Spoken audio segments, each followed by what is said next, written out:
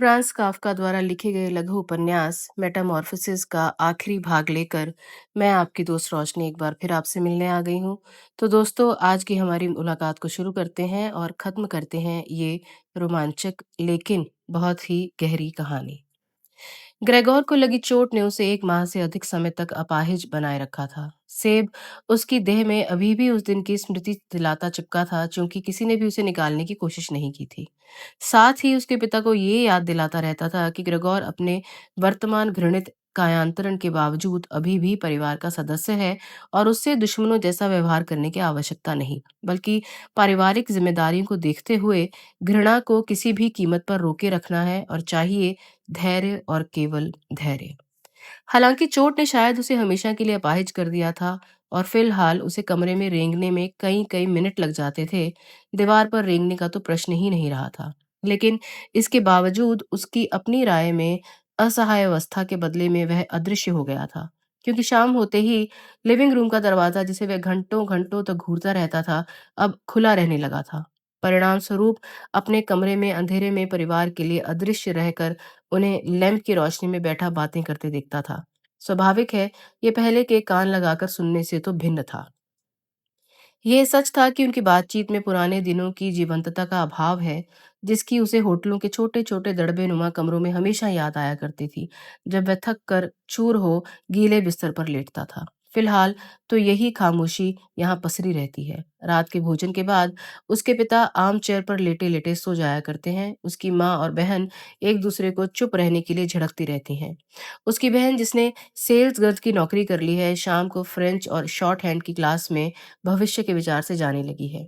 कभी कभार उसके पिता की नींद टूट जाती है और जैसे उन्हें याद ही ना रहा हो कि वो सो रहे थे, कहाँ सो रहे थे। वे माँ से कहते हैं, आज तुम कितनी देर तक सिलाई कर रही हो, कहकर वे फिर नींद में चले जाते हैं। इस बीच दोनों स्त्रियां थकी हुई मुस्कान एक दूसरे की बीच बीच में देखती रहती हैं। अजीब सी अड़ियल धुन में उसके पिता घर में भी यूनिफॉर्म पहने बैठे रहते हैं और उनका ड्रेसिंग गाउन खूंटे पर यूं ही टंगा रहता है और उसके पिता पूरी तरह से तैयार बैठे बैठे सो जाया करते हैं, जैसे वे अपने अधिकारियों के आदेश की प्रतीक्षा करते बैठे हैं। फलस्वरूप उनकी यूनिफॉर्म, जो वैसे भी नया तो नहीं था और माँ और बहन द्वारा बार बार धुलाई के बाद गंदा दिखने लगा था, और ग्रेगोर पूरी शाम ड्रेस में लगे ग्रीस के दागों को घूरता रहता है, जिसकी सुनहरी बटनें हमेशा पॉलिश होने से चमकती रहती हैं, जिसे पहने उसके बूढ़े पिता परेशान हाल होने के बावजूद चैन से सोते रहते हैं। जैसे ही घड़ी 10 बजाती है, उसकी माँ उसके पिता को हौले से हिलाकर उन्हें बिस्तर पर जाने के लिए कहती है, क्योंकि वहां बैठे रहने से तो नींद पूरी होगी नहीं, और जिसकी उन्हें बहुत जरूरत है, क्योंकि उन्हें 6 बजे ड्यूटी पर भी तो जाना है। लेकिन हठ या जिद तो उनका फिलहाल मूल स्वभाव का अंग हो गया है, जब से वे बैंक मैनेजर बन गए हैं। वे टेबल पर देर तक बैठे रहने की जिद करते हैं, हालांकि वे वहीं सोते हुए बैठे रहते हैं और अंत में ढेरों मिन्नतों के बाद ही आर्मचेयर से उठकर बिस्तर पर जाते हैं। ग्रेगोर की माँ और बहन उन्हें लगातार याद दिलाती रहती हैं और वे 15 मिनट तक सहमति में आंखें बंद किए सिर हिलाए बैठे रहते हैं और खड़े होने से इनकार करते रहते हैं। वे उनकी बाहों को खींचती हैं, कान में प्रेम से बोलती हैं। बहन अपनी पढ़ाई छोड़ माँ की सहायता करती है, किंतु पिता तैयार नहीं होते। वे कुर्सी में और भीतर धंस जाते हैं। आखिर थक हार कर दोनों स्त्रियां उन्हें दोनों ओर से बाजू से उठाती हैं, तब वे आंखें खोल बारी बारी से दोनों को देखकर कहते हैं, यही है जिंदगी, यही है बुढ़ापे की शांति और मौन। कह दोनों पर झुककर वे अपने को खींचकर बमुश्किल खड़ा करते हैं, जैसे स्वयं के लिए बड़ा सा बोझ हो। दरवाजे पर पहुंच हाथ हिला अकेले भीतर चले जाते हैं, जबकि माँ अपनी कढ़ाई का काम करने लगती है और बहन पिता के पीछे उनकी सहायता के लिए साथ चली जाती है। काम के बोझ से लदे थके हारे परिवार में भला किसे परवाह थी ग्रेगोर की, जब कोई विशेष आवश्यकता ना हो। घर के नौकर कम किए जा रहे थे। नौकरानी को छुट्टी दे दी गई थी और एक बड़ी सी कद काठी की कोयले वाली अपने उड़ते सफेद बालों के साथ सुबह शाम ऊपर भारी काम करने के लिए आने लगी थी। घर के सभी काम ग्रेगोर की माँ किया करती थी। साथ ही सिलाई कढ़ाई का बोझ तो उन पर था ही। घर के पारिवारिक जेवरात, जिन्हें उसकी माँ और बहन गर्व के साथ पार्टियों और त्योहारों पर पहना करती थीं, बेच दिए गए थे। ये उस दिन ग्रेगोर को पता चला था, जब वे बेचने के बाद मिली रकम की चर्चा कर रहे थे। लेकिन घर वाले सबसे ज्यादा परेशान फ्लैट को छोड़ने की असफलता को लेकर थे, जो वर्तमान स्थिति में पर्याप्त बड़ा था। उनकी परेशानी ग्रेगोर के स्थान परिवर्तन को लेकर थी। हालांकि ग्रेगोर अच्छी तरह समझ रहा था कि उसका स्थान परिवर्तन इतनी बड़ी समस्या थी ही नहीं, क्योंकि वे आराम से उसे एक बॉक्स में छेद कर ले जा सकते थे। दूसरे छोटे फ्लैट में जाने की उनकी मजबूरी दुर्भाग्य की ऐसी मार थी जैसी उनके किसी रिश्तेदार या परिचित को नहीं भोगनी पड़ी थी। वे वो सब कुछ करने को बाध्य थे जिसकी अपेक्षा निर्धनों से पूरी दुनिया करती है। पिता बैंक के छोटे बाबुओं का खाना ला रहे थे, माँ पूरी शक्ति अपरिचितों के लिए अंडरवेयर बनाने में लगा रही थी और बहन ग्राहकों के आदेश से एक काउंटर से दूसरे पर तेजी से भाग दौड़ कर रही थी। किंतु सबसे बड़ी बात यह थी कि ये सब करने के लिए उनमें से किसी के पास भी ऊर्जा और शक्ति का पूर्ण अभाव था, और ग्रेगोर की पीठ का घाव कुछ अजीब से नए अंदाज में परेशान करने लगा था। जब उसकी माँ और बहन पिता को बिस्तर पर लिटाकर अपने काम छोड़ एक दूसरे के गाल से गाल लगाकर थक कर बैठ जाया करती हैं, और दिन भर की हाड़ तोड़ मेहनत के बाद कुछ देर आराम कर माँ उसके कमरे की ओर इशारा करके कहती है, वो दरवाजा बंद कर दो ग्रेटी। और वह एक बार फिर अंधेरे में अकेला रह जाता है, जबकि दूसरे कमरे में बैठी दोनों एक दूसरे के आंसुओं को मिलाती या फिर सूखी आंखों से टेबल को ताकती बैठी रहती हैं। ग्रेगोर ने तो रातों को सोना बंद कर दिया था और अब दिन में भी नहीं सोता था। एक ही विचार लगातार उमड़ता घुमड़ता रहता था कि अगली बार जब दरवाजा खुलेगा तो वह घर परिवार की जिम्मेदारी एक लंबे समय के बाद फिर वैसे ही उठा लेगा जैसे पहले उठाया था। उसे चीफ और बड़े बाबू दिखते, कमर्शियल ट्रेवलर्स और अप्रेंटिस, वो ढीला ढाला पोर्टर, दूसरी फर्मों के दो या तीन दोस्त, एक देहाती होटल की चेम्बर मेड, खुशबू से भरी प्यारी स्मृति, चक्की की दुकान की कैशियर जिसे पूरी ईमानदारी से उसने प्यार किया था, लेकिन मन ही मन ये सभी एक एक कर आते। इनके साथ ही अपरिचित और ऐसे लोग जिन्हें मैं पूरी तरह भूल चुका था। उसकी या उसके परिवार की सहायता के लिए वे बहुत दूर थे, और ये सब जब गायब हो जाया करते थे तो वह राहत की सांस लिया करता था। कभी कभी वह परिवार की परेशानियों के बारे में कतई नहीं सोचता था, बल्कि उनके द्वारा उससे की जा रही लापरवाही से क्रोध से भर जाया करता था। हालांकि उसे पता नहीं था कि वह खाना क्या चाहता है, लेकिन फिर भी भंडार घर में जा अपने हिस्से का भोजन खाने की योजना बनाने लगता था, जो उसका अधिकार था। हालांकि उसे भूख नहीं लगती थी। उसकी बहन जब उसकी पसंद का खाना लाने की चिंता नहीं करती थी, बल्कि सुबह और दोपहर हड़बड़ी में दरवाजे को पैरों से खोल जो भी खाना होता रखकर चली जाया करती थी, और फिर शाम को एक झटके से झाड़ू से साफ कर दिया करती थी, बिना ये देखे कि उसने खाया है या नहीं। खाना बिना छुए क्यों रखा है इसकी परवाह किए बिना फटाफट चली जाती है।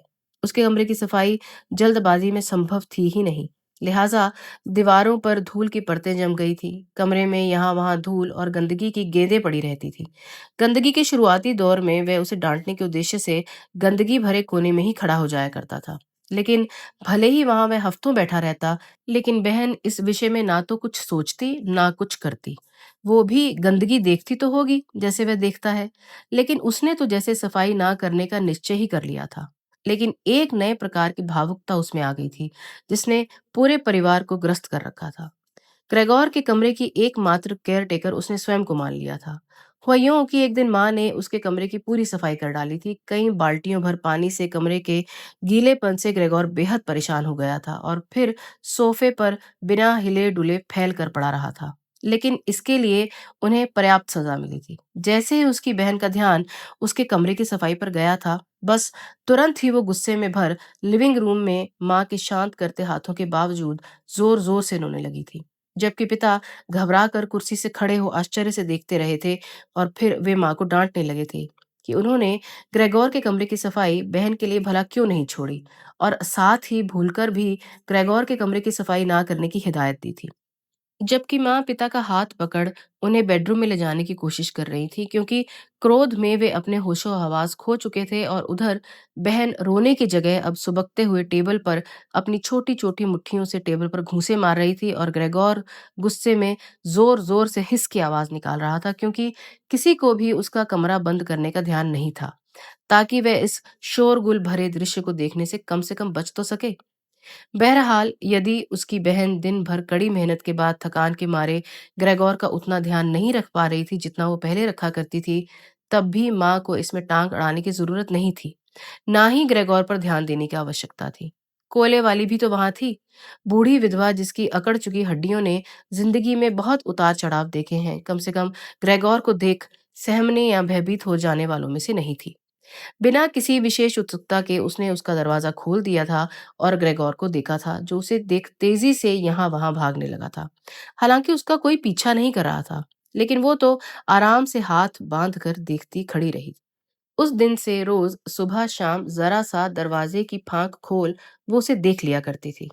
शुरुआत में तो वो उससे दोस्ताने ढंग से बोला भी करती थी, जैसे आ भी जाओ गोबर के कीड़े, या आहा जरा देखो तो बढ़ऊ गुबरैले को। इस प्रकार के वाक्यों का ग्रेगोर कोई उत्तर नहीं दिया करता था, बल्कि जहां भी होता था वहीं दरवाजा खुलते ही चुपचाप खड़ा हो जाता था। इससे तो बेहतर यही होता कि कोयले वाली को उसके कमरे की सफाई करने का काम दे दिया जाता। एक सुबह बरसात तेजी से खिड़की के कांच पर पड़ रही थी। वैसे बसंत का मौसम आने वाला है। ग्रेगोर का मन खराब था। उस मौसम को देख के तभी कोयले वाली उससे फालतू बकवास करने लगी, तो वह तेजी से उसकी ओर बढ़ गया था। हालांकि कमजोरी के कारण पर्याप्त धीमी गति से बढ़ा था, लेकिन कोयले वाली ने डरने की जगह कुर्सी उठा ली थी, जो दरवाजे के पास ही रखी थी। और जब वो वहां मुंह खोले कुर्सी उठाए खड़ी थी, तो ये स्पष्ट हो चुका था कि वह कुर्सी उसकी पीठ पर मारकर ही दरवाजा बंद करेगी।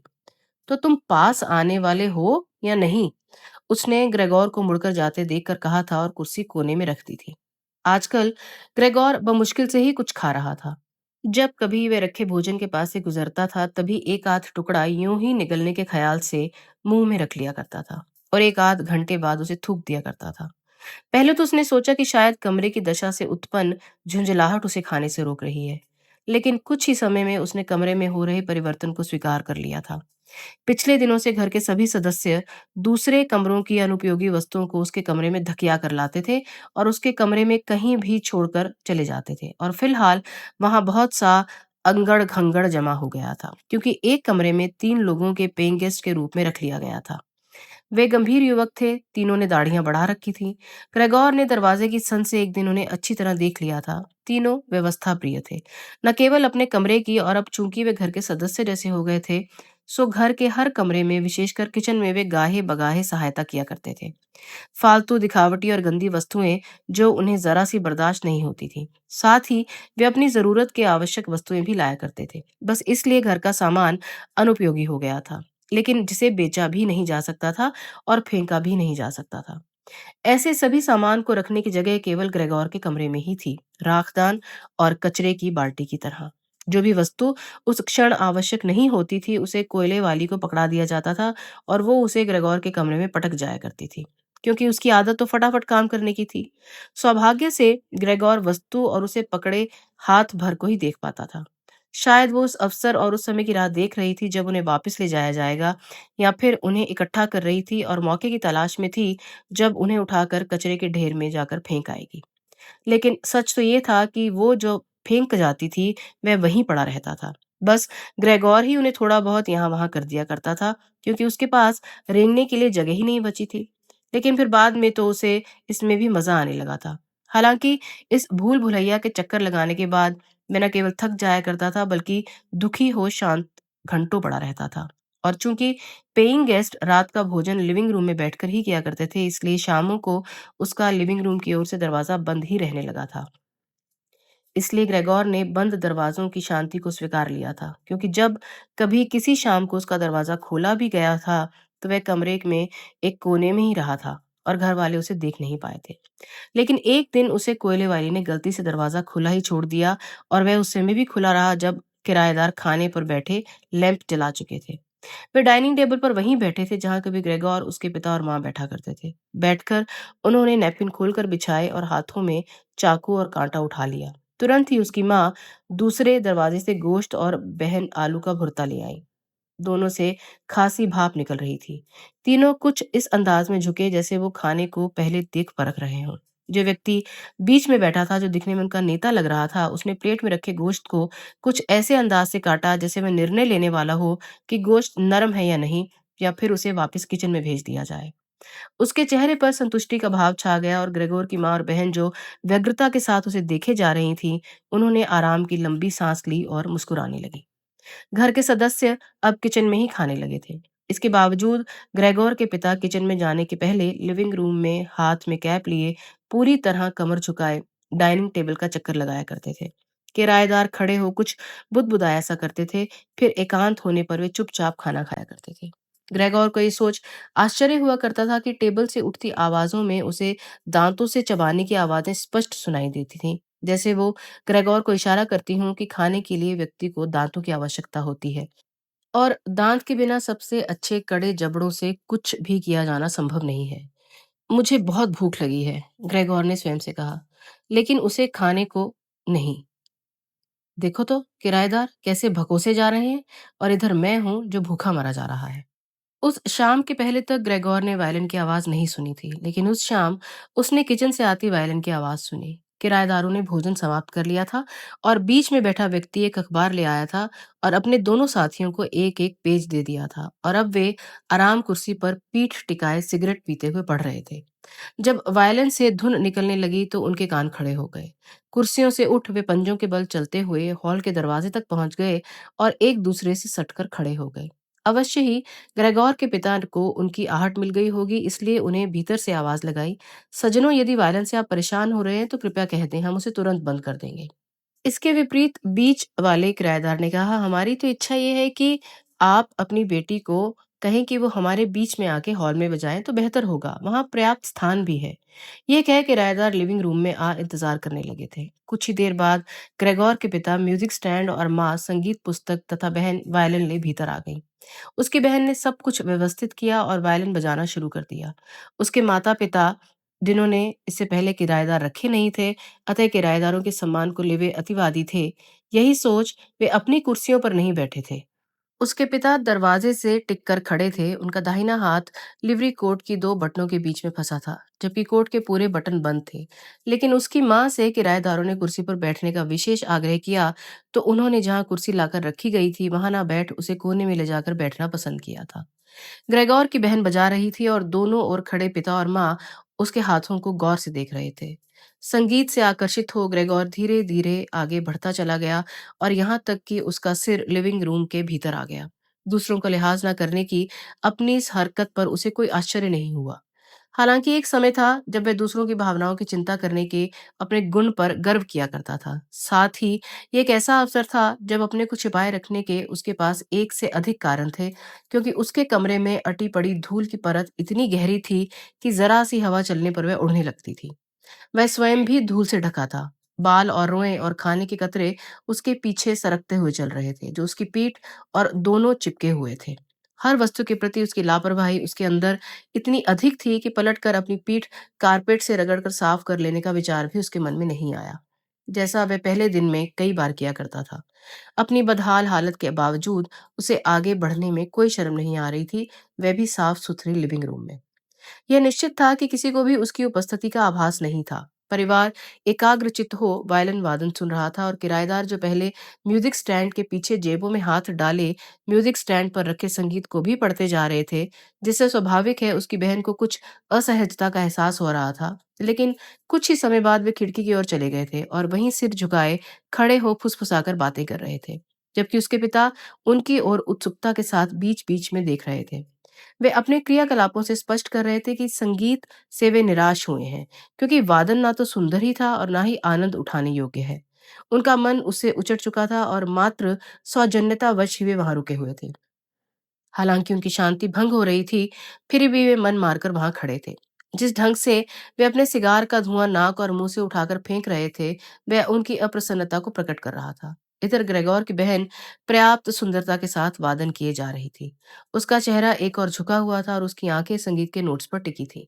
ग्रेगोर रेंग कर कुछ आगे बढ़ा और उसने अपना सिर उसके फर्श से सटा लिया, ताकि उसकी आंखें बहन की आंखों से मिल सकें।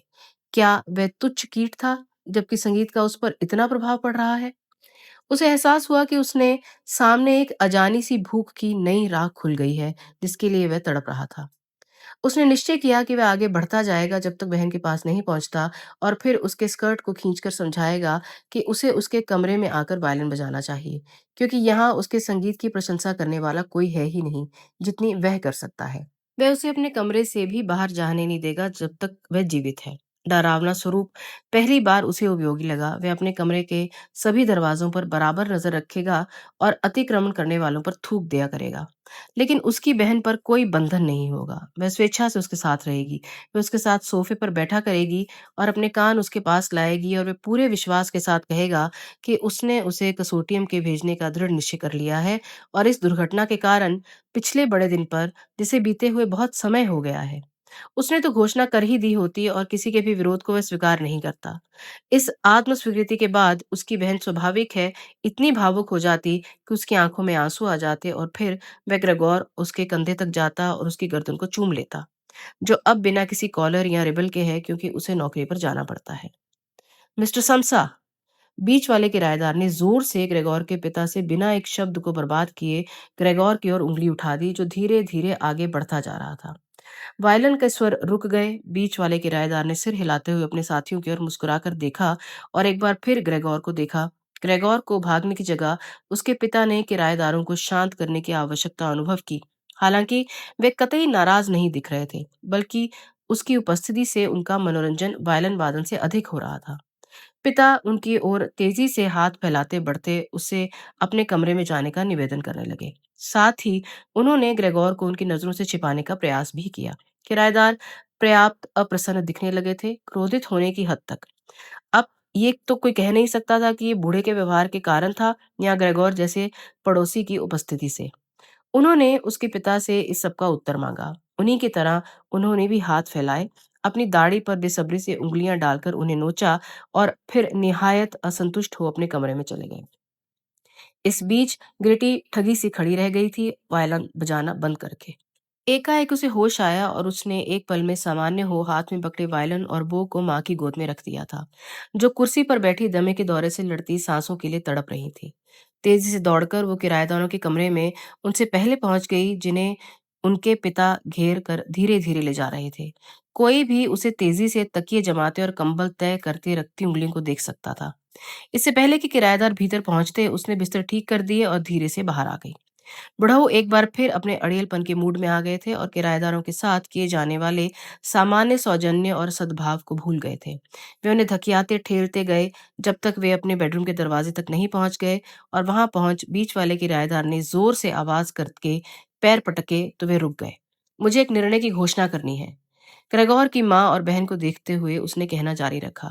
मैं यहीं इसी क्षण आपको नोटिस दे रहा हूँ। स्वाभाविक है, मैं आपको एक पैसा भी इस घर की घृणित परिस्थितियों के कारण उन दिनों का नहीं दूंगा, जितने दिन भी मैं यहाँ रहा हूँ। यही नहीं, मैं आपके विरुद्ध मानहानि का दावा भी करूंगा। विश्वास रखें, इसे मैं सबूतों से सिद्ध भी कर दूंगा। पूरी ताकत लगा एक सांस में इतना कह वह रुक गया और सामने देखने लगा, जैसे वह कुछ अपेक्षा कर रहा हो।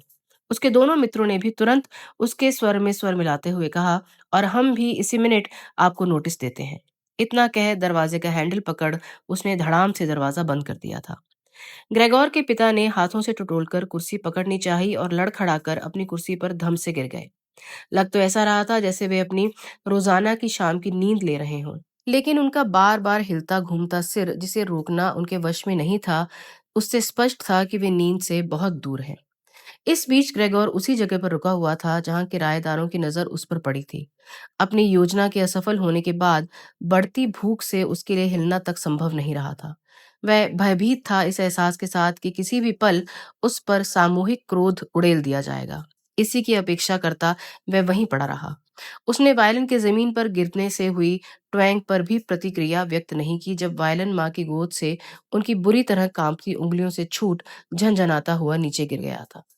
मम्मी, पापा, उसकी बहन ने टेबल पर जोर से हाथ पटकते अपनी ओर ध्यान खींचते हुए कहा, इस तरह तो ज्यादा दिनों तक नहीं चल सकेगा।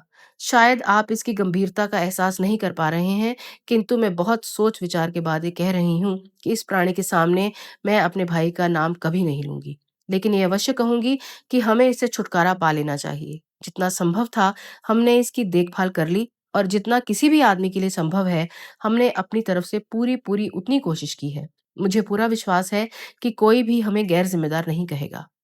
सही तो कह रही है ये, ग्रेगोर के पिता ने स्वयं से कहा था। उसकी माँ अभी भी सांस लेने के लिए लड़ती हुई खांसे जा रही थी। अपनी हथेलियों को मुंह में लगा सूखी खांसी के हाथ आतंकित आंखों से माँ देखी जा रही थी। उसकी बहन तेजी से उनके पास गई और उनका माथा पकड़ लिया।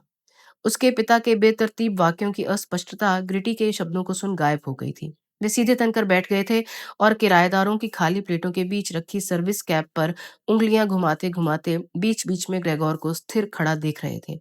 हमें इसे छुटकारा पाना ही होगा, इस बार उसकी बहन ने स्पष्ट शब्दों में कुछ जोर से कहा, क्योंकि माँ इतनी जोर से खांस रही थी कि वे एक भी शब्द सुनने लायक नहीं थी। नहीं तो आप दोनों की मौत निश्चित है। मैं इसकी आहट ही सुन नहीं पा रही हूँ, देख भी रही हूँ। फिर भी जैसी मेहनत हम लोग कर रहे हैं, उसके बाद इस घर में होती यातना को हम बर्दाश्त नहीं कर सकते। कम से कम मेरे लिए तो ये नाकाबिले बर्दाश्त हो गया है। इतना कहकर वह जोर जोर से रोने लगी और उसकी आंसू उसकी माँ के चेहरे पर टपकने लगे थे, जिसे उसने आदत के अनुसार पूछ लिया था। मेरी प्यारी बिटिया, बूढ़े पिता ने उसकी भावनाओं को समझते हुए पूरी सहानुभूति के साथ कहा, लेकिन हम कर ही क्या सकते हैं? ग्रेगोर की बहन ने असहायता व्यक्त करके कंधे झटकाए, जिसने उसके पूर्व आत्मविश्वास की जगह कब्जा कर लिया था। काश वह हमारी परिस्थिति को समझ सकता, उसके पिता ने कुछ कुछ प्रश्न सा करते हुए कहा। सुबकते हुए ग्रिटी ने जोर जोर से हाथ हिलाते हुए कहने की कोशिश की कि यह विचार ही व्यर्थ है। काश वह हमारी परिस्थिति को समझ सकता। बड़ों ने आंखें बंद कर अपनी बेटी के विश्वास की असंभाव्यता को पूरी तरह समझते हुए कहा, तो हम किसी न किसी हल पर पहुंच सकते थे, लेकिन हाल फिलहाल तो उसे जाना ही होगा। ग्रेगोर की बहन ने चीखते हुए कहा, बस यही एकमात्र रास्ता बचा है पापा। आप इस विचार को मन से निकाल कर फेंक दें कि ये ग्रेगोर है। इतने लंबे समय तक ये विश्वास करना ही इस समस्या की जड़ है। लेकिन ये भला ग्रेगोर कैसे हो सकता है? यदि ये ग्रेगोर होता तो उससे पहले ही समझ लिया होता कि मनुष्य जाति ऐसे प्राणी के साथ भला कैसे रह सकती है, और बहुत पहले ही अपने आप चला गया होता, और तब मेरा भाई और आपका बेटा नहीं होता ना। लेकिन हम अपनी यादों के सहारे आसानी से जिंदा रह रहे होते। लेकिन फिलहाल हालात ऐसे हैं कि वह हमें सजा देने पर उतारू है। हमारे किराएदारों को भगाना चाहता है। मुझे तो यही लगता है कि वह पूरा अपार्टमेंट अपने लिए ही चाहता है, और चाहता है कि हम लोग गटर में जाकर सोएं। उफ, जरा देखो तो पापा, वो फिर एक बार चीखी। वो कैसे ऐसी हरकत कर रहा है? कहते उसने भयभीत हो ऐसी हरकत की जिसे ग्रेगोर भी नहीं समझ सका। उसने माँ को छोड़ दिया और एक प्रकार से कुर्सी को धक्का दे दिया, और माँ को ग्रेगोर के पास रहने को विवश कर वह तेजी से पिता के पास चली गई, जो उसकी परेशानी देख हाथ फैलाए खड़े हो गए थे, जैसे वे उसकी रक्षा करने के लिए तैयार हों। लेकिन ग्रेगोर के मन में किसी को भी भयभीत करने की इच्छा या विचार था ही नहीं। बहन का तो प्रश्न ही नहीं उठता। इसलिए उसने चक्कर लगाना शुरू कर दिया, ताकि रेंग कर अपने कमरे में वापस लौट जाए। लेकिन स्वाभाविक है, देखने वालों के लिए तो वह भयभीत करने वाली हरकत थी। हालांकि अपाहिजों जैसी उसकी अवस्था में उसमें जल्दी मुड़ना उसके लिए संभव ही नहीं था। बस वह सिर को बार बार उठाकर जमीन में पटक कर धीरे धीरे रेंग ही सकता था। एक पल रुककर उसने चारों ओर देखा। उसे लगा जैसे उसकी नेक नियति को वे समझ गए हैं, और चिंतित होना क्षणिक था। वे उसे निराशा भरी खामोशी से देख रहे थे। उसकी माँ अपने तने और जुड़े दोनों पैरों के साथ कुर्सी पर निढाल पड़ी थी। उनकी आंखें थककर बंद हो रही थीं। उसके पिता और बहन आसपास बैठे थे, और उसकी बहन की बाहें पिता की गर्दन पर थीं। शायद अब मैं अपना चक्कर लगा सकता हूँ, ग्रेगोर ने सोचा, और अपनी कोशिशें फिर शुरू कर दी। हालांकि उसका दम फूल रहा था और उसे बार बार रुककर अपनी सांस को सम करना पड़ रहा था। अब उसे कोई परेशान नहीं कर रहा था, और वह पूरी तरह आजाद था। पूरा चक्कर लगा लेने के बाद वह पीछे की ओर सीधा रेंगने लगा। अपने कमरे से इतनी दूर निकल आने पर उसे आश्चर्य हो रहा था। उसे तो विश्वास ही नहीं हो रहा था कि वह अपनी इस दुर्बल अवस्था में इतनी दूर कैसे आ गया था, वो भी बिना किसी परेशानी के। उसने रेंगते हुए ये भी ध्यान नहीं दिया कि उसके परिवार ने इस बीच ना तो एक शब्द बोला था, ना ही कोई हरकत की थी, और ना ही उसकी राह में कोई बाधा ही उपस्थित की थी। जब वह दहलीज पर पहुंच गया, तब जाकर उसने सिर घुमाया, पूरा नहीं, क्योंकि उसकी गर्दन की नस अकड़ गई थी। बस वह इतना देख पाया कि उसकी बहन खड़ी हो गई है, और फिर उसकी आंखें मां पर पड़ी, जो पूरी तरह नींद की गोद में थी। बमुश्किल वह कमरे के भीतर हुआ ही था कि दरवाजा फटाक से बंद हो गया, और सांकल चढ़ाकर उसमें ताला लगा दिया गया था। उसके पीछे हुई आवाज इतनी तेज थी कि उसके नीचे के नन्हे नन्हे पैरों ने जवाब ही दे दिया। ये उसकी बहन थी, जिसने जल्दबाजी दिखाई थी। इंतजार करती तो वो पूरी तरह से तैयार थी, और एक छोटी सी छलांग लगाकर दरवाजे पर पहुंच गई थी। इतने हल्के से उसने उसके आने की आहट तक नहीं सुनी थी। ताले में चाबी घुमाते उसने जोर से माता पिता से कहा, लो, झंझट खत्म। और अब? ग्रेगोर ने चारों ओर अंधेरे में देखते हुए स्वयं से कहा। बहुत जल्दी से उसे एहसास हो गया कि अपना एक अंग भी हिलाना उसके लिए संभव नहीं था। उसे कोई आश्चर्य नहीं हुआ, वरना उसे तो यही अस्वाभाविक लगा कि इन कमजोर, दुर्बल, नन्हे-नन्हे पैरों से भला उसने इतना अधिक चल कैसे लिया था। इसके साथ ही दूसरी ओर वह पर्याप्त राहत महसूस कर रहा था। ये सच था कि उसकी पूरी देह ही दर्द कर रही थी, लेकिन उसकी पीड़ा क्रमशः कम हो रही है और उसे विश्वास है कि कुछ समय बाद वह पूरी तरह ठीक भी हो जाएगा। उसकी देह पर चिपका सड़ा सेब और उसके चारों ओर जलता घेरा जिसमें पतली धूल भर गई थी, फिलहाल उसे परेशान कर रही थी। उसे अपने परिवार के बारे में प्यार और स्नेह से सोचना पड़ा। यह निर्णय कि उसे हमेशा के लिए गायब हो जाना चाहिए, एक ऐसा निर्णय था जिसे वह अपनी बहन से अधिक स्वयं स्वीकारता था। काश यदि ये संभव हो पाता तो। इस खामोश ध्यान मग्न अवस्था में वह तब तक रहा जब तक घंटाघर ने सुबह के 3 नहीं बजा दिए। संसार में फैलती रोशनी उसकी चेतना पर एक बार पड़ी और फिर उसका सिर फर्श पर अपने आप धीरे धीरे लुढ़क गया और उसकी नाक से सांस की अंतिम लौ निकल गई। कोयले वाली औरत ने सुबह आते ही अपनी जल्दबाजी के चलते जोर जोर से दरवाजों को धड़ाम धड़ाम खोलना बंद करना रोज की तरह शुरू कर दिया। भले ही उसे कई बार चिताया गया हो कि वो ऐसा ना करे, क्योंकि उसकी इस हरकत से उसके आने के बाद कोई भी आराम की नींद नहीं सो पाता है। उसने जब ग्रेगोर के कमरे में झांका तो उसे कुछ भी अस्वाभाविक नहीं लगा। उसे देखकर उसने सोचा कि वह जानबूझकर बहाना बनाए पड़ा है। वह ग्रेगोर को पर्याप्त बुद्धिमान मानती थी। चूंकि उसके हाथ में लंबे दस्ते वाली झाड़ू थी, अतः उसने दहलीज से ही उसे गुदगुदाने की कोशिश की। जब इससे कोई प्रतिक्रिया नहीं हुई तो उसने उत्साहित हो उसे कसकर टोंच मारा और जब धक्के से भी हरकत नहीं होती दिखी, तब जाकर उसने गौर से देखा। उसे सच समझने में अधिक समय नहीं लगा। उसकी आंखें फैल गईं और मुंह से लंबी सीटी निकली। लेकिन उसने व्यर्थ समय बर्बाद नहीं किया, बल्कि तेजी से जा समसा के बेडरूम का दरवाजा धड़ाक से खोल अंधेरे में चिल्लाकर बोला, अरे जरा देखो तो इसे, ये मर गया है क्या? ये वहीं मरा पड़ा है, खत्म हो गया। मिस्टर और मिसेस समसा अपने बेड पर चौंक कर उठ खड़े हुए और इससे पहले कि वे कोयले वाले के शब्दों में निहित भावार्थ से उपजे अर्थ से संभल सकें, वे कुछ पलों तक जड़बत रहे। लेकिन फिर पलंग के एक ओर से ना उतरकर अलग अलग ओर से उतरे थे। मिस्टर समसा ने कंबल अपने कंधों पर डाल लिया, लेकिन मिसेस समसा अपने नाइट गाउन में ही उतरी और दोनों ग्रेगोर के कमरे की ओर चल दिए। इस बीच लिविंग रूम का दरवाजा भी खुल गया था, जिसमें से किराएदारों के आने के बाद ग्रेटी सोने लगी थी। वह पूरे कपड़े पहने थी, जैसे सोई ही ना हो, और जो उसके चेहरे के पीलेपन से साफ दिख रहा था। मर गया?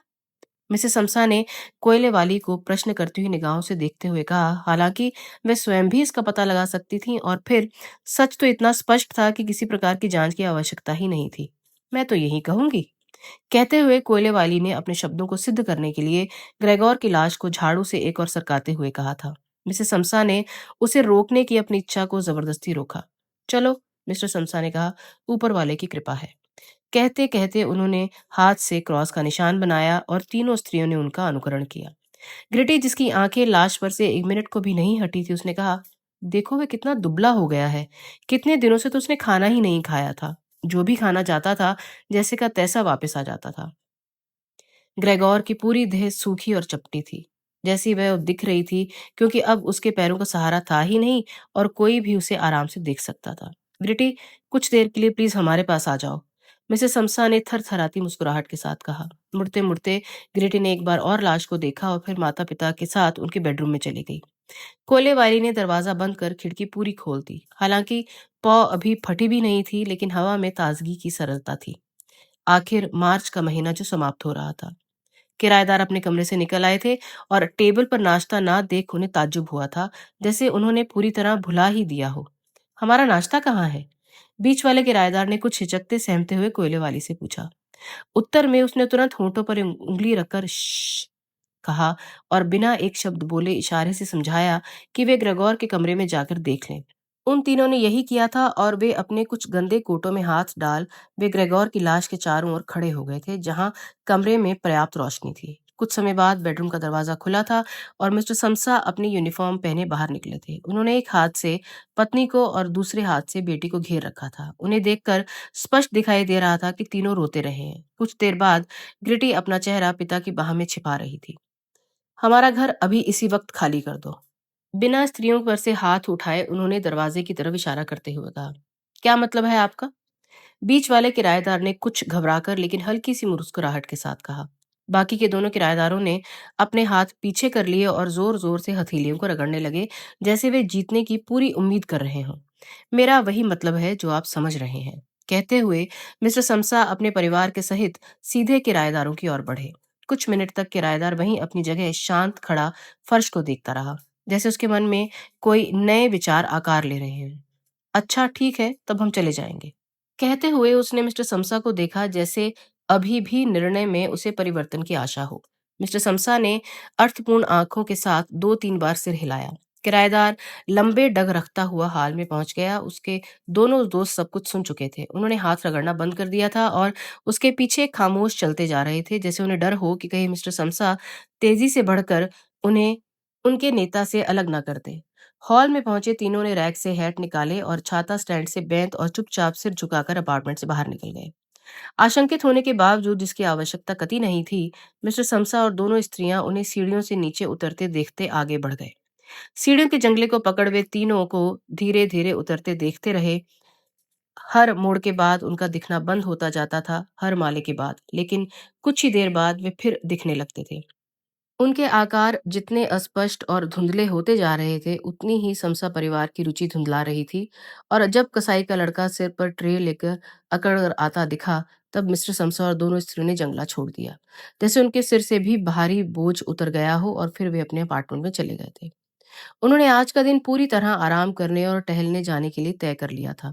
उन्हें अपनी व्यस्तता से आराम की बेहद आवश्यकता थी, इसलिए तीनों टेबल पर बैठ अवकाश की अर्जी लिखने बैठ गए। मिस्टर समसा ने अपने बोर्ड ऑफ मैनेजमेंट को, मिसेस समसा ने अपनी नियोक्ता को और ग्रिटी ने अपने फर्म के इंचार्ज को। जब वे पत्र लिख रहे थे, तभी कोयले वाली उनसे कहने आई कि उसका काम पूरा हो रहा है और वह जा रही है। शुरू में तो उन्होंने बिना सिर उठाए ही सिर हिला दिया था, लेकिन इसके बाद भी जब वो वहीं खड़ी रही, तो उसे नाराजगी से देखते मिस्टर समसा ने कहा, कहो। कोयले वाली वहीं दहलीज पर मुस्कुराती हुई खड़ी रही, जैसे उसके पास उन्हें बतलाने के लिए परिवार के सुखद समाचार हों, लेकिन जिसे वह तभी बताएगी जब बाकायदा पूछा जाएगा। उसके हेड पर लगा शुतुरमुर्ग का पंख सीधा खड़ा था, जिसे देखकर मिस्टर समसा का माथा उसी दिन से घूमने लगा था जिस दिन से वो उनके यहाँ काम कर रही है। वह पंखा हर दिशा में प्रसन्नता के साथ घूम रहा था। हाँ तो बताओ, क्या बात है? मिसेस हमसा ने पूछा, जिसे कोयले वाली दूसरों की अपेक्षा अधिक सम्मान किया करती थी। ओह! कोयले वाली ने अशिष्ट ढंग से हंसते हुए कहा, जैसे वो तुरंत कहने को तैयार ना हो। बात यह है कि उस कमरे की वस्तु को फेंकने के संबंध में आपको चिंता करने की कोई जरूरत नहीं है। वो सब मैंने पहले ही कर दिया है। मिसेस समसा और ग्रिटी अपने पत्रों पर झुक गईं, जैसे वो बहुत अधिक व्यस्त हों। मिस्टर समसा ने समझ लिया कि वो विस्तार से सुनाने की इच्छुक है, अतः उन्होंने निर्णयात्मक ढंग से हाथ हिलाकर उसे चुप करा दिया था। अब चूंकि उसे विस्तार से कहानी सुनाने का मौका नहीं मिल रहा था, उसे तत्काल जल्दी जाने की याद आ गई, अतः फटाक से अच्छा अलविदा सबको कह तेजी से घूमी और जोर से आवाज कर दरवाजे को बंद कर बाहर निकल गई। आज रात इसे भी नोटिस दे दिया जाएगा, मिस्टर समसा ने कहा। लेकिन अपने कथन पर ना तो उन्हें अपनी पत्नी की प्रतिक्रिया मिली और ना ही बेटी ने कोई उत्तर दिया, क्योंकि कोयले वाली ने उनकी शांति भंग कर दी थी, जिसे उन्होंने बमुश्किल प्राप्त किया था। वे तीनों कुर्सी से उठे और खिड़की की ओर बढ़ गए। वहां कुछ देर तक एक दूसरे को पकड़े खड़े रहे। मिस्टर समसा फिर वहां से मुड़े थे और धीरे धीरे चल अपनी कुर्सी पर आकर बैठ गए थे, और फिर उन दोनों को चुपचाप देखते रहे थे। लंबी सांस लेकर बोले, जो हो गया सो हो गया, अब आगे की सोचें, लेकिन फिलहाल तुम लोगों को मेरे बारे में कुछ सोचना चाहिए। दोनों ने ही सहमति में सिर हिलाया और उनके पास पहुंचकर उन्हें धीरे से थपथपाया और अपने अपने पत्र जल्दी से पूरा करने में जुट गई थी। इसके बाद उन तीनों ने एक साथ अपार्टमेंट छोड़ा, जैसे उन्होंने पिछले कुछ महीनों से नहीं किया था। वे ट्रैम से शहर के बाहर देहात के खुले आसमान में पहुंच गए। ट्रैम में वे अकेले यात्री थे और वहां सूरज की ऊष्मा से भरी रोशनी ही उनकी साथी थी। सीट पर आराम से सिर टिका उन्होंने भविष्य को लेकर बातें करनी शुरू की, और अपनी वर्तमान परिस्थिति को देख उन्हें लगा कि उनकी हालत कतई बुरी नहीं है, क्योंकि जो नौकरियां वे हाल फिलहाल कर रहे हैं, जिनके संबंध में उन्होंने कभी एक बार भी आपस में चर्चा नहीं की थी, सभी अच्छी खासी हैं और आगे चलकर उनमें पर्याप्त संभावनाएं हैं। लेकिन सबसे पहले तो नए मकान की समस्या थी। वे छोटा, सस्ता और अच्छी कॉलोनी में मकान चाहते थे, जो इस मकान से बेहतर हो जिसे ग्रेगोर ने चुना था। जब वे इसी विषय पर बातचीत कर रहे थे, मिस्टर और मिसेस समसा को अचानक एक साथ एहसास हुआ, और बेटी की बढ़ती जीवंतता पर उनकी नजरें गई। पिछले दिनों की समस्याओं और वेदनाओं से उसके गाल पीले पड़ गए थे। वही अब एक सुंदर लड़की में बदल चुकी थी, जिसकी देहेष्टि में पर्याप्त आकर्षण है। वे खामोश हो गए और अनजाने में ही सहमति में नज़रों की अदला-बदली करने लगे, क्योंकि वे इस निष्कर्ष पर पहुँच गए थे कि उन्हें जल्दी ही इसके लिए एक होनहार पति की तलाश करनी होगी और उनके इस नए सपने और विचार के परिणाम स्वरूप यात्रा के अंत में उनकी बिटिया सबसे पहले फटाक से अपने पैरों पर खड़ी हुई और अपनी देह को हाथ ऊपर उठा उसने पूरी तरह से खींचा। दोस्तों, यहीं समाप्त होती है हमारी आज की मुलाकात और ये कहानी भी। आशा करती हूँ कि आपको पसंद आई होगी।